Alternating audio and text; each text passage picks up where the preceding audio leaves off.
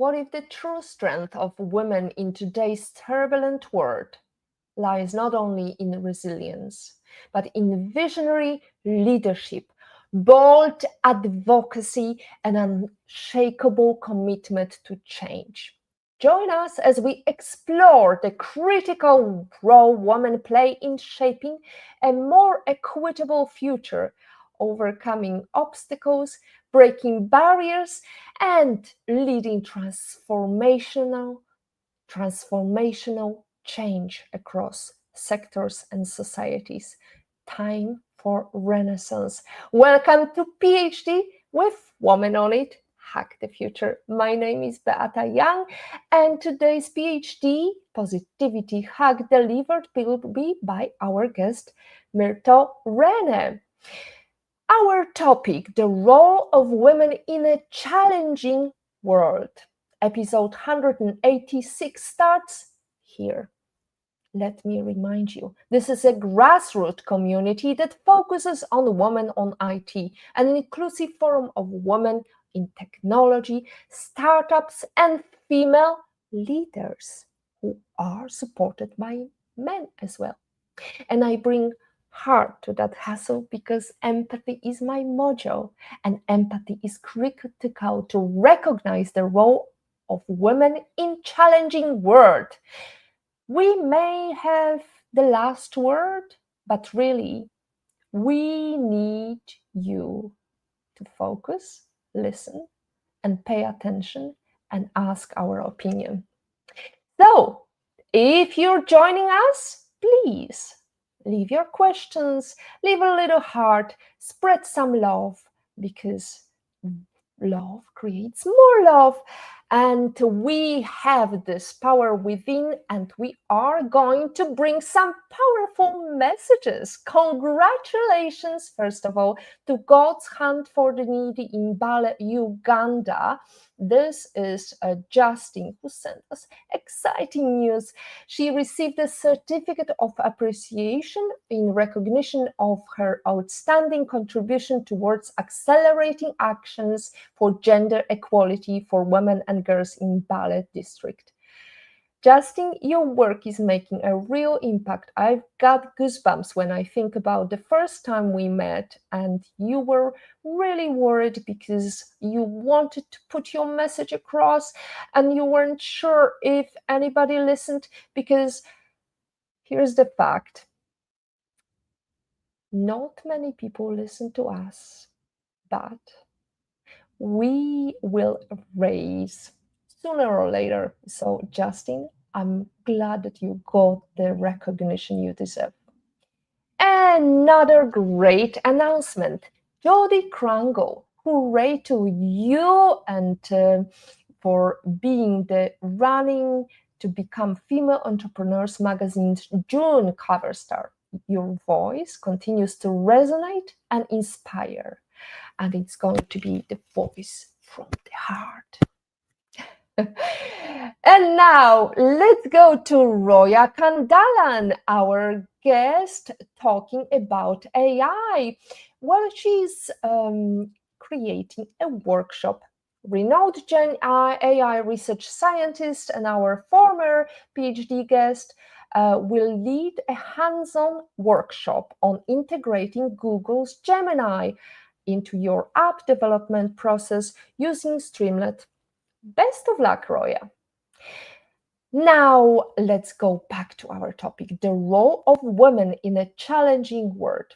In this episode of PhD, we're honored to welcome back Myrtho, a trailblazing leader with a distinguished career in finance, human resources, and public services. Offering an essential perspective from Haiti, Myrtho's journey spans credit management, HR leadership, and directing the National School Feeding Program. As General Manager at the Ministry of Women's Rights, she has been a driving force for gender equality at the national level and beyond. With experience on the board of the Central Bank of Haiti and participation in international conferences across Europe and the Americas, Myrtho brings a wealth of knowledge. But let me stop all this description. You can look up what Myrtho did in the past. Myrtho, such an honor to have you back with us. What a circle of life. Well, last time we met in July after meeting for the first time in beautiful floor of New York Stock Exchange. Your Exactly. journey from the high stakes world of finance to championing women's rights at a national level is truly remarkable. And I often say, turn your wants into wisdom. We talked so honestly about what happened in your past. We touched upon it on the previous episode. When you look back at those early days, perhaps in credit management or as director of human resources, what was a moment that truly tested you, but ultimately forged the visionary leader you are today? Okay, thank you, Beata, for that beautiful opportunity of being another a guest again in your live stream podcast. And as you stated previously, I had the chance of working in a wide variety of field of work, and that allowed me to broaden my knowledge in many, many, many, many fields.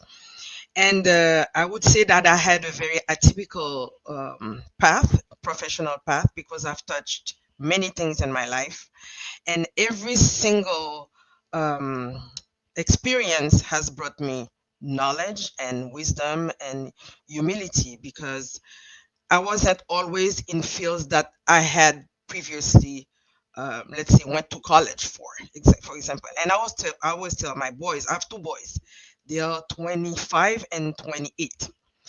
And I always tell them, sometimes life brings you to path that you would never think possible.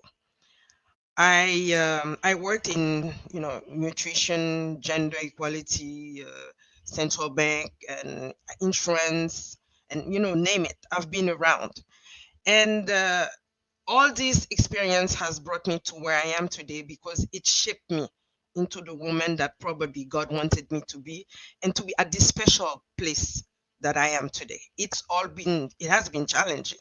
Don't forget that I have been in a position of leadership many times, and being a woman in a man's world, it has not always been easy.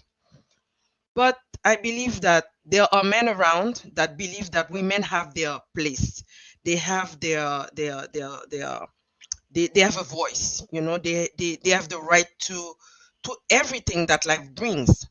And I've had the chance to work with people who believed in me when I didn't believe in myself, and they pushed me to the limit, telling me that there is nothing you can't do if you want to do it.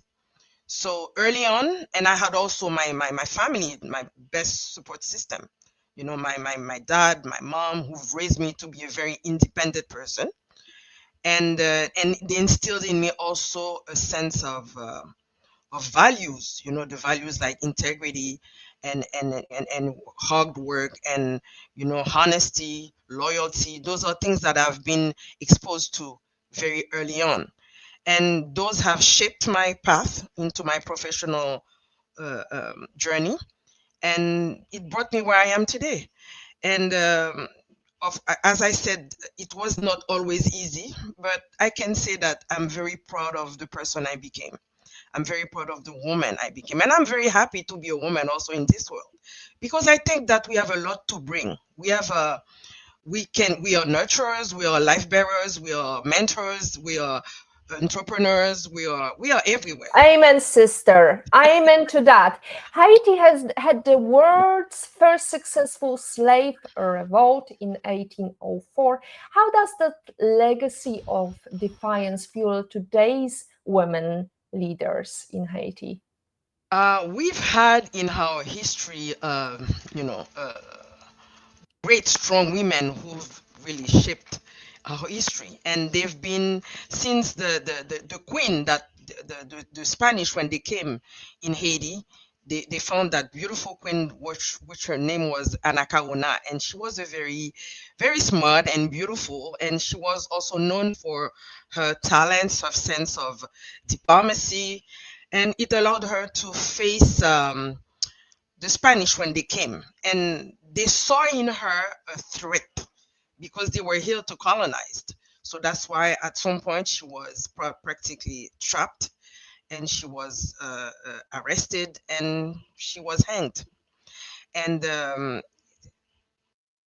I think she had, at the time there were Indians in the land. As you know, Haiti's history has not been Haitians living in Haiti. We came from Africa, by boat, and we were chained, and we had to leave our mainland, and we came to that beautiful island which is called Haiti, and this became our land of I can the word comes in French because I'm a French speaking person. It's our mainland is not Haiti, but it's the land that we we we got to live in, and we got to love to be in. So we have the people that came, that brought us there. They were not always, they didn't have always a good intention. It was really for slavery, pure slavery. But we were very resilient, and that resilience you can still feel it, because as as we are talking now, my country is facing a lot of challenges, and Oh, they are absolutely. A lot of challenges, but also a lot of opportunities for women to step in. I would like to talk about a recent letter written by many female organizations who were calling for stopping violence against females. Can you bring some insight into that? domestic violence is not only in other countries, it's in my country as well. And for having leaded, I've been one of the leaders of the Ministry of Women's Health uh, after the minister, because I was the director general at that ministry. And that experience had allowed me to understand better the feminine conditions and women's rights condition in Haiti. And I was very shocked of all those cases that were coming to us. Domestic violence is real, and I don't think that's a battle that we can really take lightly, because it destroys family, it destroys women. And in Haiti, women are the majority. We are 52% of the population. And unfortunately, I always say that when you are the majority and that majority is beaten, is abused, or is not empowered, the whole population is going to suffer from it. Because Haitian women are resilient. Haitian women are, they are strong. They bring on their back the economy. They are wonderful mothers. They are, they do everything for their family. They make sacrifices. They sometimes they even forget themselves to serve others. This is who we are. And that resilience was an inheritance from those wonderful ladies that were all over our histories. You have that lady that she was called Toya.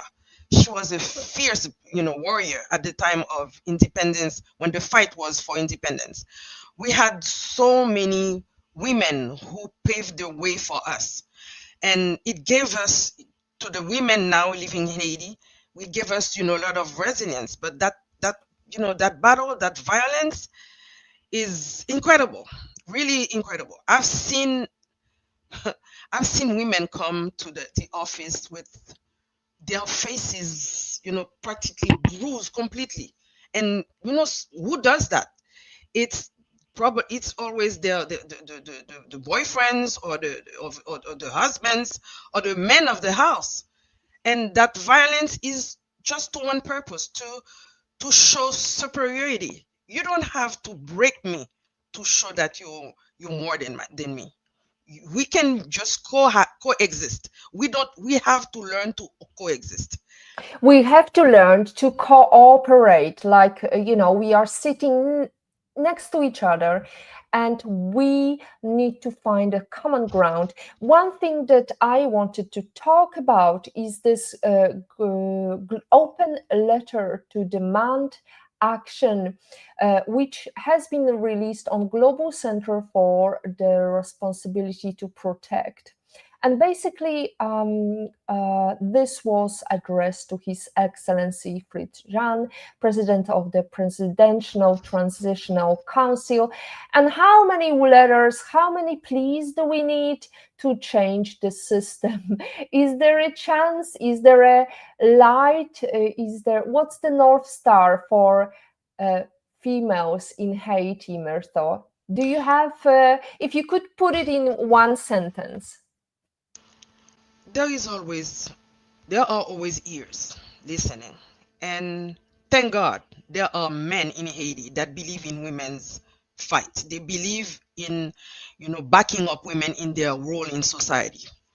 And I believe that our leaders, the ones that are there, they will listen to those voices, because I've seen them, taking part of a lot of activities from the Ministry of Women's Rights in Haiti, and I've heard their speeches, and I think that they will embrace the cause and bring about all the different solutions that are there to try and alleviate because this is not something that we will eradicate in a blink of an eye. It's not a miracle. It's not going to happen like a miracle. It's a long-term battle, and I think that we're never going to stop fighting for the rights of women. And that fight has been brought to United Nations, where I went when I was in the sitting position to do so with the minister at the time. And I think our voices are being heard. And thank God there are people out there, in Haiti, and men mostly, who are really willing to, back us up and make things happen for women. And I Okay, can tell you, Beata, yeah. rapidly, if you allow me, especially for education. At some point, little girls didn't have the right to go to school in my country. It was not a right at all. They had to stay at home and do, house chores. That's all. You know, Mm. we bring, cook food, help the mother, in the house. That's all they could do. And the little boys were ready every morning to go to school. But that battle is being won now, because more little girls are going to school. They go to college. They have a degree. They are entrepreneurs. They are in the political world. They are senator. They are, we are in every field now. They are engineers, doctors, and everything. If I So I if think I that battle may is being won. if I may interrupt you, it's lovely concept, Myrtho. Although I think we are still doing these chores, but we have the freedom of going to school.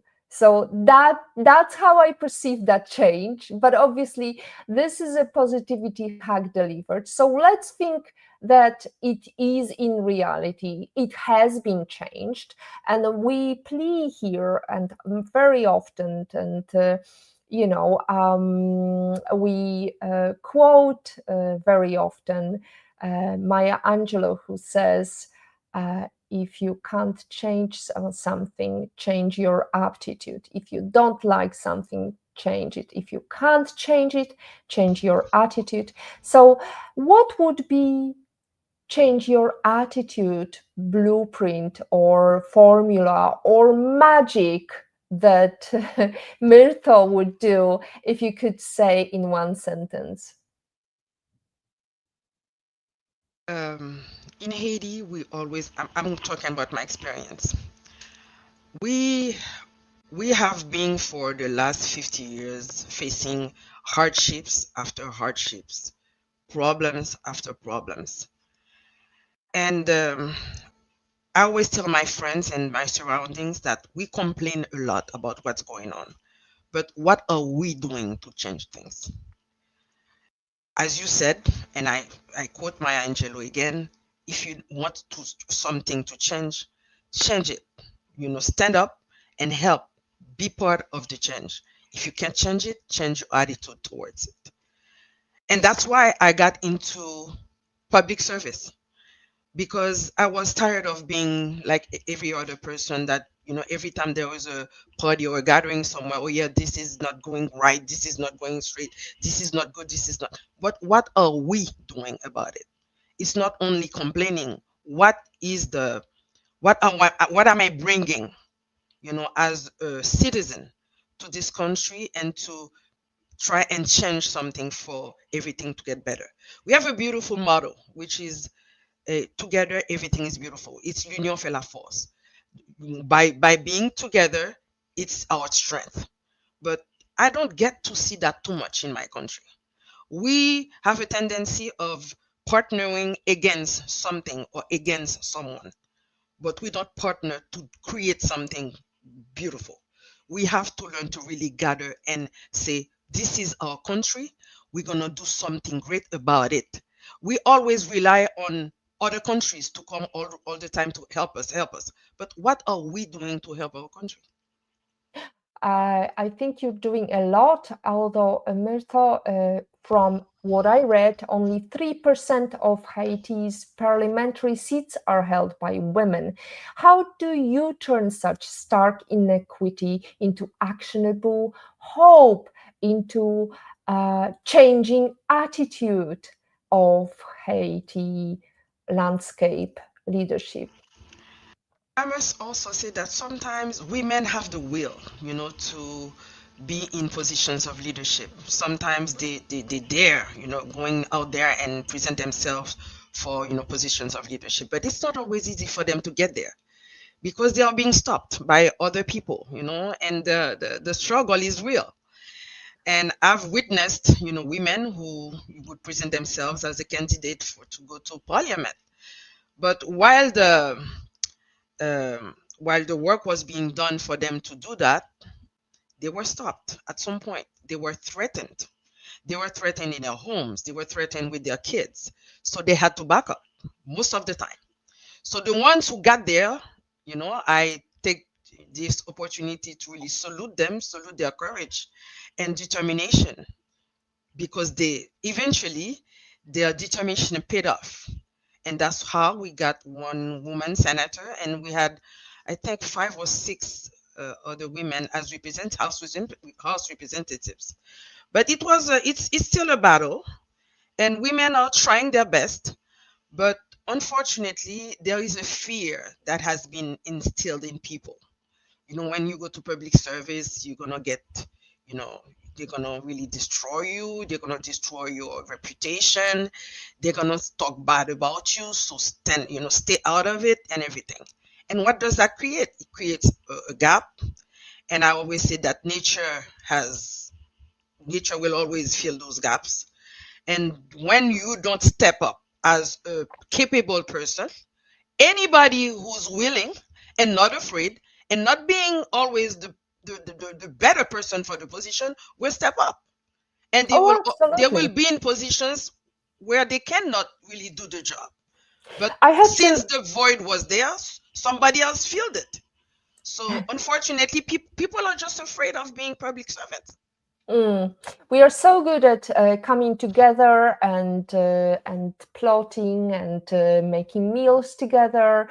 Or if you, as you mentioned, look into nature, lioness know how to cooperate, how to get the prey, how to surround the gazelles into one place and cooperate with a blink of an eye, with a different moves, and they together, as you say, together everything is beautiful. And just by observing nature, by really highlighting other women's achievement, celebrating their achievements, I agree with you, Myrtha, we would be so much further. But again, Positivity Hugs delivered. We are 20 minutes past. We have a lovely greetings from our listener Desiree. Hello, wonderful women. Great to see you again, Myrtho, joining the PhD Live. Thank you, Desiree. We are delighted that you are getting inspiration from Myrtho. Myrtho, you directed Haiti's national school feeding program. UNESCO linked school meals to 9% higher girls' enrollment. How did you weave dignity into every plate? You are such a divine woman. When we met, you had beautiful outfits and you've got this aura of a real dame, I would say. Thank you so much, Beata, for such nice words. But my position as I was a coordinator for the National School Feeding Program for 4 years, and when I got into that position, I was not always sure that I would really be able to um, do the job properly, because when I got there, um, I was not, I didn't have a degree in nutrition, for example. But I understood one thing. I was surrounded by people who were nutritionists. So I knew how to pick the people that were going to work with me. And I knew that I had to be a leader, not a doer. So I chose wisely the people that were supposed to be around me to do the job. And it got me to practically every single suburb of the country. And I got to see the reality of situation of hunger in my country. Kids in Haiti go to school, and most of them, especially in the suburb area, not in the capital. The capital is fine. They go to school because their parents can afford it, and more or less they get, they are taken care of. But in the suburbs, and the further you go, deep inside the country, the problems are real. In every single country, in every other country, kids they go to school to learn, to read, to write, and to do mathematics and everything else, to follow the curriculum. In my country, kids go to school, especially in the suburbs, because there is a hot meal, because the parents cannot provide hot meal for their kids. And that's one thing that really got to me when I got to that position. And I said, this is more than a job, this is a mission. So I was rarely in my office, and I was going around and around and around, and I've done that for 4 years. And I was very satisfied of the results. And I think the people who put me there also were satisfied of what I was doing there, because the problems are really, really real. I've seen kids digging dirt because sometimes they are so hungry that they eat dirt. I went to places in Haiti where the people were drinking out of the seawater, and it's real. And what I'm talking 2012, 2013, but 13 years later, I want to believe that things have changed. I'm not in that field anymore, but I know that it's been, um, other people have followed, and I'm pretty sure that they are doing what they're supposed to do to bring that nutrition for school kids, to the right place, because a kid who's not eating is not learning anything. And we've learned that from age 0 to 5, there are nutrients that, if they are lacking, it's irreversible. They will never be able to learn anything. So it's very important to take care of those kids who are the future of that country. So that's how I took it really at heart, and I said, this is not just, it's not a joke, it's not just a job, it's a mission. And that it's a mission that you continued and continue. Myrtho, I will let you have a drink and pause for a moment while I mention Jody Krangle, who said Women on It powered by One It Digital. Thanks so much. Jody, we are delighted and hopefully you will join us soon again to talk about how it feels. But in the meantime, let's talk about some actionable points and what Greece 2010 debt crisis birthed, a woman-led solidarity economy. So you've been working across conference from Frankfurt to Athens. What's the sharpest question a European leader asks about Haiti's crisis, and how do you reframe it to reveal our opportunities? How can you make a change and change that perspective of male-dominated leadership all across the globe and really shine the spotlight on Haiti? Okay. While I was attending those conferences, don't forget that I was a member of the board of governors at Haiti Central Bank, and I was the only woman among four wonderful men who really allowed me to be me, to to fight for the things that I believed in. They gave me a voice. They gave me my space, and that's how I had the opportunity to really be around and visit many countries, and attend many conferences, sometimes being a keynote speaker.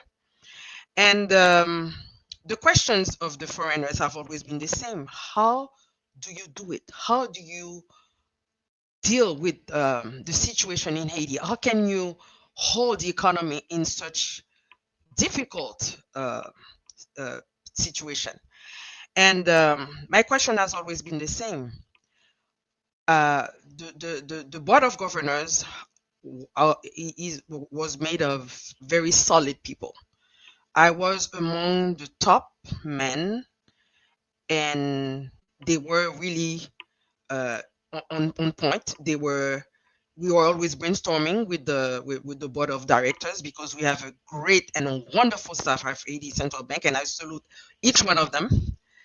And we've had brainstormings, and we've had great ideas. We had to really be very creative, just to keep the economy afloat. And that's why even in this situation today, the bank is still holding up in spite of everything.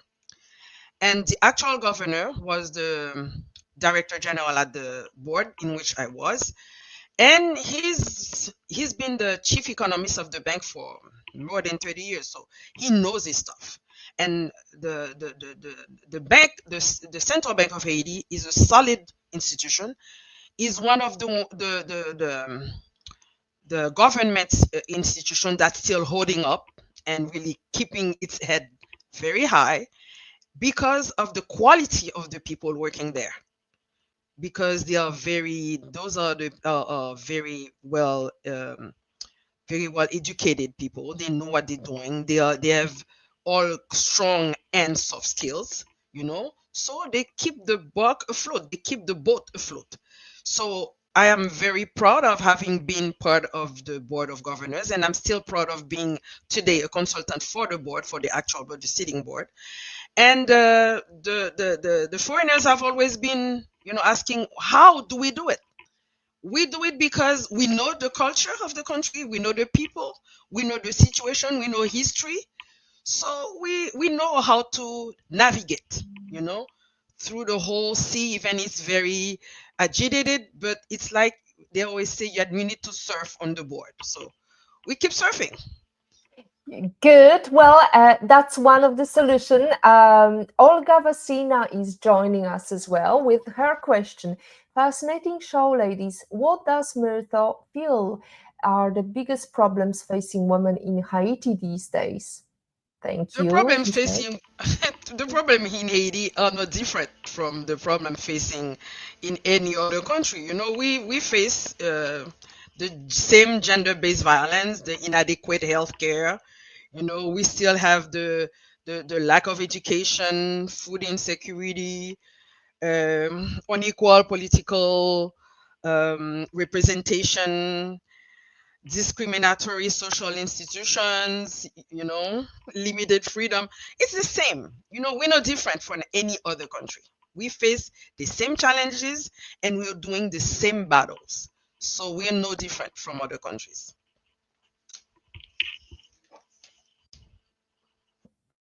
Muted. I'm muted myself. Myrtho, you've said advocacy is a marathon, not a sprint. There is a mantra, Haitian proverb: "Beyond mountains, more mountains." Can you say it in French? In French, we have a saying in Creole, which is even Yeah, stronger. in Creole. It's Yes. they say DM one, game one. It means when you see a mountain, there is one behind that's even higher. So we say How DM one, game one. Good morning. How do you climb without losing breath? You need to climb with hope. You climb with faith. You climb with courage, with determination. You climb with pride. In spite of the problems, we're still proud. We're proud of who we are. We're proud of our history. We we we are very resilient. We keep the fight going. We will never ever give up. This is why this country is still alive, because the people of Haiti are fighters. We are resilient. We are warriors. That's what we've been throughout our history. And whatever the situation, we keep our head high. And I myself chose to stay in my country, to live in my country, in spite of the situation, because I was put there for a reason. God made me, Haitian for a reason. I have a mission in my country. So that's why I will always keep serving, because I believe in this country. I believe in that land that was given to me, because I was brought from Africa to Haiti. So this is my land now. This is my country. This is, the flag that I have is my flag. And I'm very proud of that flag. I'm very proud of history behind that flag. So, Oh, you are a fire, Myrtle. yes, Um, so you've witnessed Haiti, as they call it, brain drain as professionals flee instability. What's your message to women considering leaving the country and those choosing to stay and rebuild? okay. To the women living, it's a choice. I cannot, I cannot, I'm not going to try to change their minds, because every single person they have has a reality. I don't know their reality. I don't know what that they've been through. I don't know the history of their families. But I always tell them, think twice, because Haiti is your space. This is where your guts are. This is where your roots are. Are you willing? Are you really willing to leave this country and to go to another country where you have no attachment to? But if it's a choice, I respect it, because I learned to be um, very respectful of people's choices. We have to be very supportive of one another. But if you choose to go, you need to know that it's differently difficult. Each country has its own struggle. You're running for that struggle, but you're gonna fall into another struggle. Maybe you have the impression that things are getting better, because the grass is always greener, across the street. But you don't know the reality until you get there. But if you choose to stay, I can guarantee that if we put ourselves together, that battle is won in advance, because we can achieve anything that we put our mind into. This is something that I understood, and the more the merrier, and the more people, the more strength. Amen to that. A strong woman looks a challenge in the eye and gives a wink. Exactly. Myrtha, it's such a pleasure to have you, and I am aware of the fact we have limited time. You've been so passionate, and we just lost track of time limits. Olga Vasina is following up with a thank you note. Thank you so much for the heart left answer, Myrtha. Thank you, Beata, for another terrific show. Now, if we talk about the fact if you could engrave one truth on every global leader's desk about women's role in healing fractured nations, what would it be? Could you repeat that? If you had a moment to pause and grab these men by their beautiful ties, Hermes or whatever, Louis Vuitton scarves, and beautiful, outrageously expensive suitcases, and stop them in their run, and you could make them think of women's role in healing fractured nations, what would you say to them today? Women exist. We have a right to be. You have a right to do. We have a right to exist. We have a right to every single um, to every single right that we have by constitution. They have to understand that without a woman, there is no society. Women are life bearers. I raise my case. Just that. And even for women who never had the opportunity to bear a child, they are still people bearers because they carry people on their backs. Many of these women who don't have kids, they are extremely extraordinary, community leaders. They take care of people. We have it in us. It's a God-given gift. That even if you don't bear a child, you're still a mother. And I've many friends who've never got married, never have kids, but they are mothers to everyone. Every single situation, they just take they take it upon them, and they do everything they can to solve people's problems, sometimes forgetting themselves.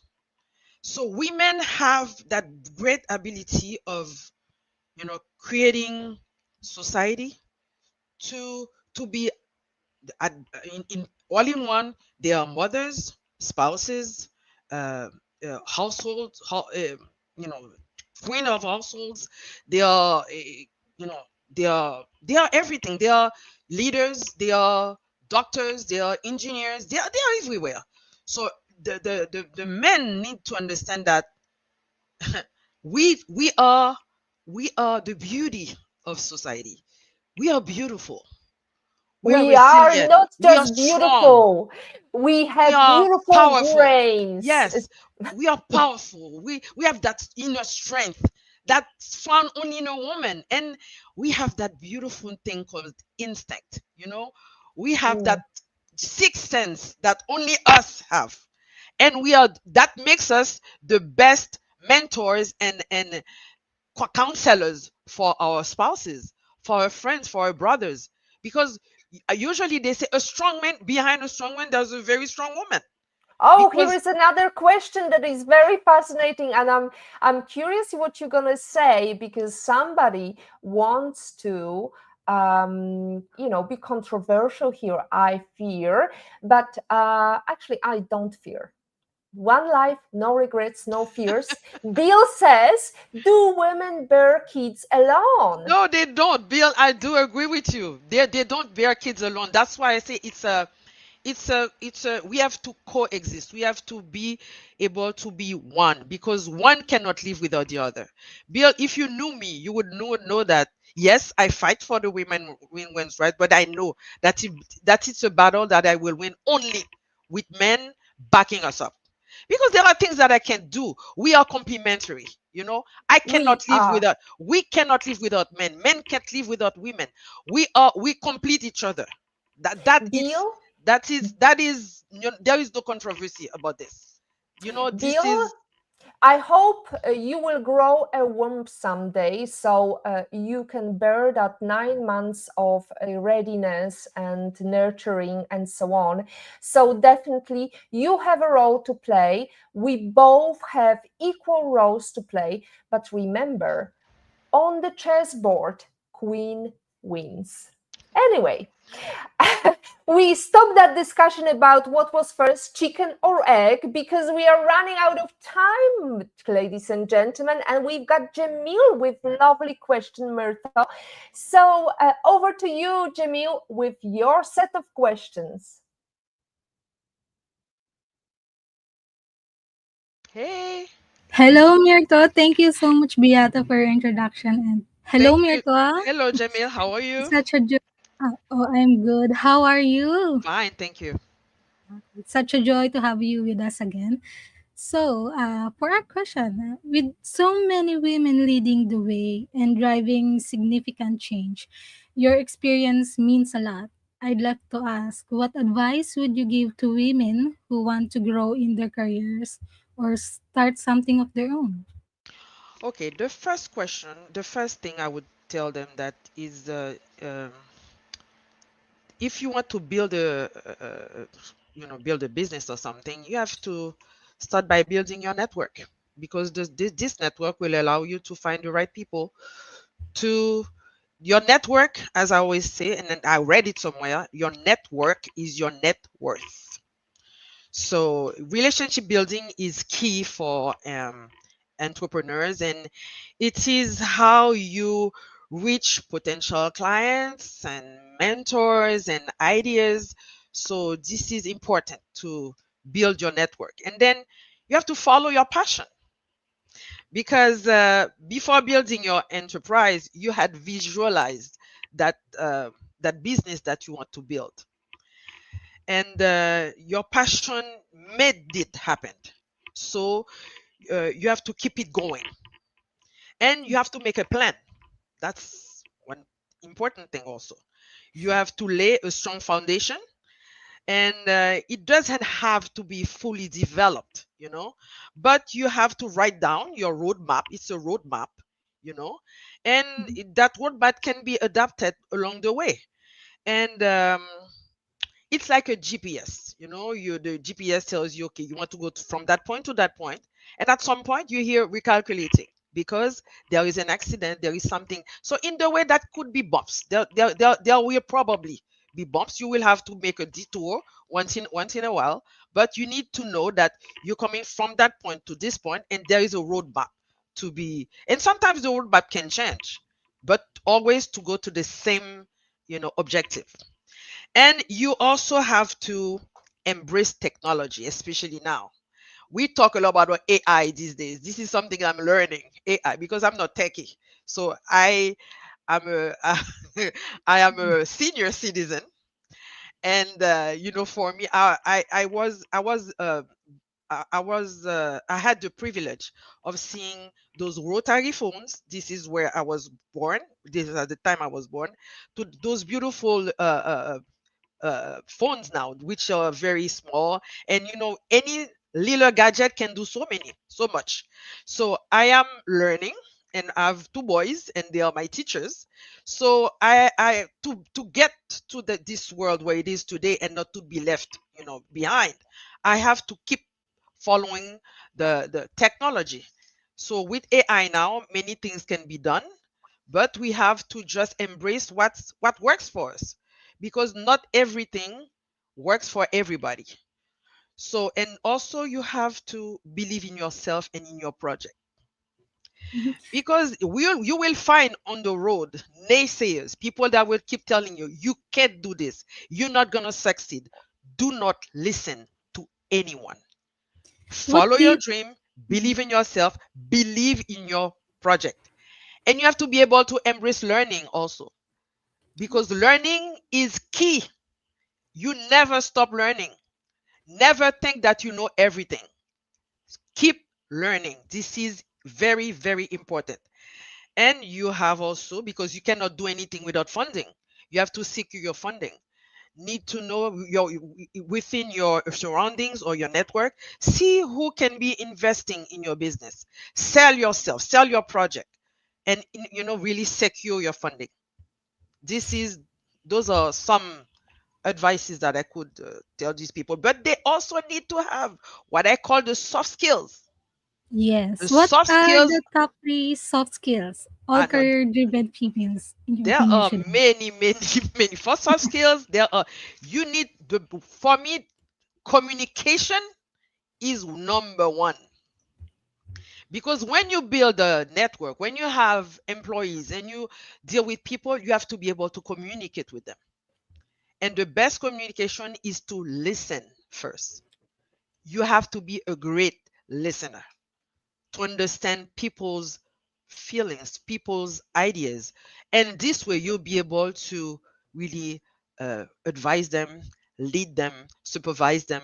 So you need to be a great communicator, you know, and you have to be able to solve problems, identify, resolve. Some challenges will probably come, across along the way. You have, as I said previously, have to have some computer literacy. You have to have critical thinking, to analyze, evaluate information, and you have to be able to make well informed decisions, because people are always emotional. S- Speaking of problems, leadership comes with its fair share of curveballs, especially for women breaking barriers and leading change. What is your strategy for problem solving? Okay, problem solving is important. When you solve a problem, you first must know the root of the problem. What is it? You have to identify it first before resolving it. Because if you don't identify the problem, you will never be able to resolve it. And my strategy, usually when I'm facing a problem, I don't do it by myself. I always invite other people, key people in an organization or an institution. You take all the people that are involved in the solution, in resolving the problem. So you make brainstormings, you make a lot of meetings and brainstormings, and everybody puts their ideas, and then we see from all these ideas which is best, for the situation, and we implement the solution that we think is the most appropriate. And while doing so, we need to monitor the impact of that solution. Is it working? Or do we have to change strategies? Do we have to keep thinking more? And once we see that it works, then we keep going and see, and everything else, falls into place. But We've been talking about the powerful role women play in today's world. So, I think behind every strong woman, there's often a woman who have inspired that strength. Is there a woman that has inspired you throughout your journey? my mom, my mother, my mother is she's an amazing person. I always say that she's a grande âme and a grande dame. We say in French, une grande dame et une grande âme, meaning she's a wonderful lady, but she's also a great soul with a lot of strength and resilience. I've seen my mom facing the death of her mom, the death of her husband, because I lost my dad in 21 days. He was diagnosed with cancer and then he died 21 days after. And then I've seen my mom holding her head high and being strong when in 2010 I lost my sister, who was only 40, with two kids. They were 9 and 12, Coralie and Olivier. They perished in that earthquake in 2010, which destroyed most part of capital city of Port-au-Prince. And I've seen my mom taking this with a strength that I'm not sure I have in me. And I've seen the struggle, the battle, the resilience, and I've seen the faith also. And she told me, you know what? It's done. There's nothing we can do about it. So now, and she told me something that she told me maybe 30 years ago. She said, what happens to you is not important. It's what you do with it that matters. So she said, this happened. So now what are we doing next about it? So she was my strength. She's my rock. She's my counselor. She's my mentor. So my mom is really who shaped me into that strong woman that I became today. Are you working on any exciting new projects right now, Myrtho? Yes, I am, but I cannot say about it. Oh, that's It's okay. not something that I can talk about now, but this is something that probably I will have to talk. But it's on its way. Well, good luck with that. Thank And you. um, Eleanor Roosevelt once said, "Women are like tea bags. We don't know our true strength until we are in hot water." In life, how are you in hot water, Myrtho? How are you brewing? Am I brewing now? I don't think so. I think um, hot water. Um, I'm just in plain water. Let's put it this way. Mhm. Whether it's hot or cold, we are all in plain water. And the battle, the struggle is an everyday thing where you once you wake up in the morning, you know that you're gonna have to fight for to survive. You have to fight to be alive. This is Earth. This is the realm in which that we live. It's a constant battle, and it's okay to be in that water. The most important is that to stay afloat because nobody wants to sink. So we are in waters, and we surf. We surf, and whatever wave that comes at us, we know how to surf, not to drown. Because life is about navigating. It's about you know fighting. It's S- Speaking of fighting and navigating, what is the number one book you can sit and think, oh, I wish I read before I started my career? I really wish that I had read when I was in my 20s the book of Robert Kiyosaki, the Poor Dad, Rich Dad, Poor Dad. That book has that concept of cash flow quadrant. You can be an employee, you can be self-employed, you can be a businessman, or you can be an investor.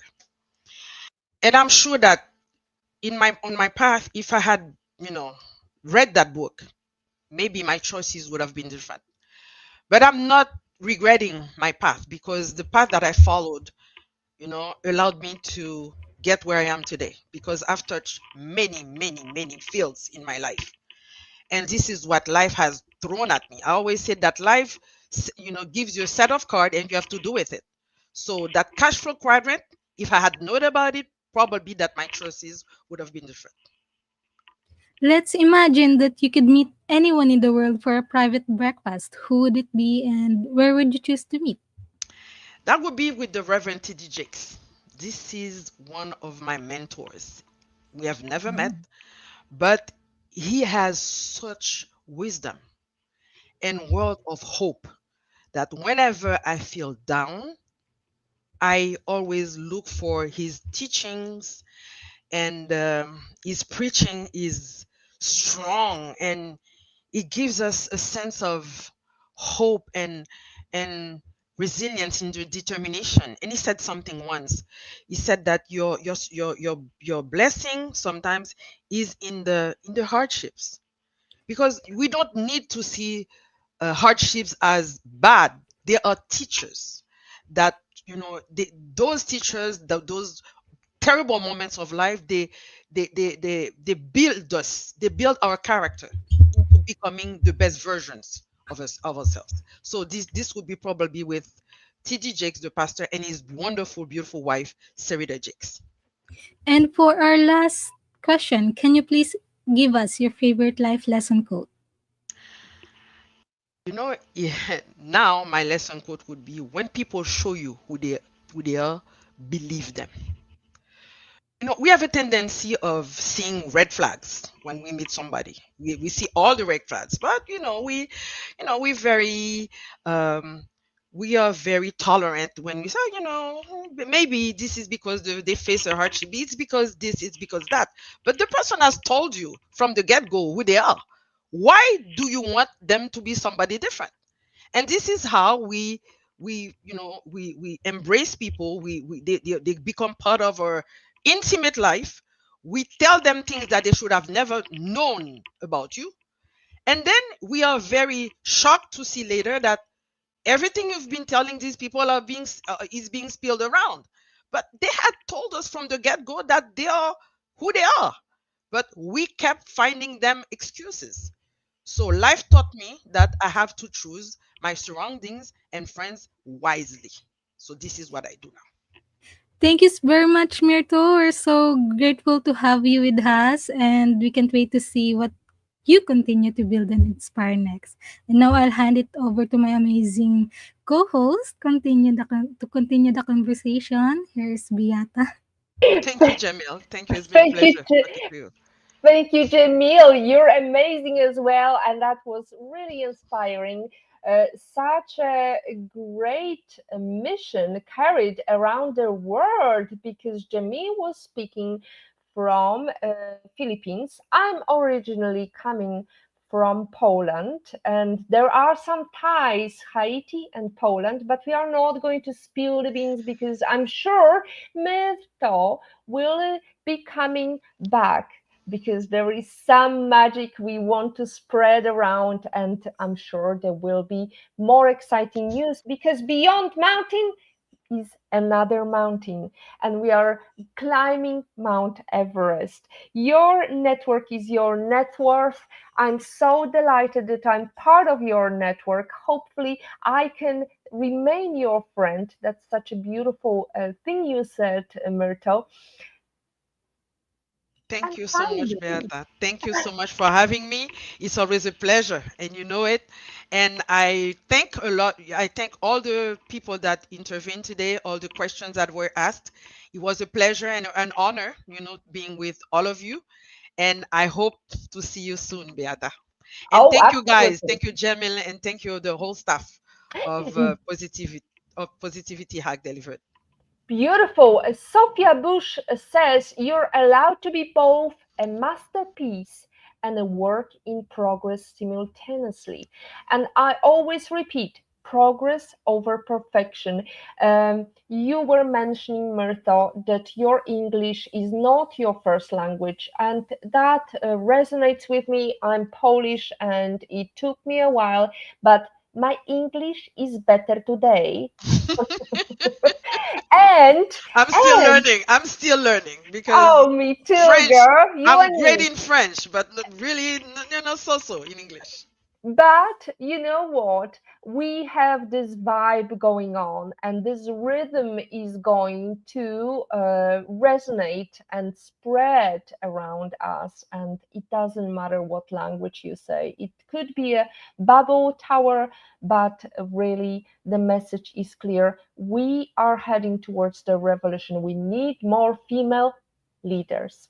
And that's it from episode 186 of PhD Livestream. Thanks to Myrtho René. To stay updated and ensure you never miss a positivity hack delivered, follow Woman on It and turn on notifications to be alerted once a video has been released. Next week, we are going to have Grace Redman and we are going to talk about another magic manifesting fearless 2025 from F up to fabulous with Grace Redman.